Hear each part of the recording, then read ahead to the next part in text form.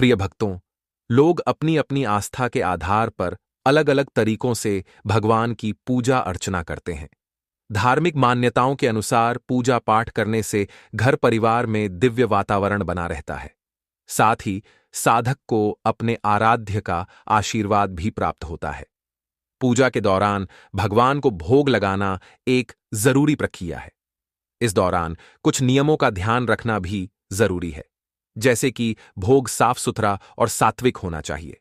भोग तैयार करते समय इस बात का ध्यान रखना जरूरी है कि उसमें लहसुन प्याज का इस्तेमाल बिल्कुल नहीं होना चाहिए। भोग लगाने के लिए सोने, चांदी, तांबे या पीतल के बर्तन का इस्तेमाल करना चाहिए।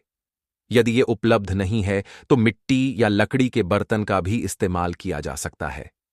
भोग लगाने के लिए कभी भी एल्यूमीनियम, लोहा या प्लास्टिक के बर्तनों का इस्तेमाल नहीं करना चाहिए। जब भी आप भगवान को भोग लगा रहे हैं तो भोग की थाली को कुछ देर अपने पूजा के स्थान पर ही रहने दें। भोग को तुरंत पूजा के स्थान से नहीं हटाना चाहिए। उसे परिवार के सदस्यों में बांट दें। भगवान को कभी भी झूठा भोग नहीं लगाना चाहिए। प्रसाद को छकने के बाद भूलकर भी उसे भगवान को न चढ़ाएं।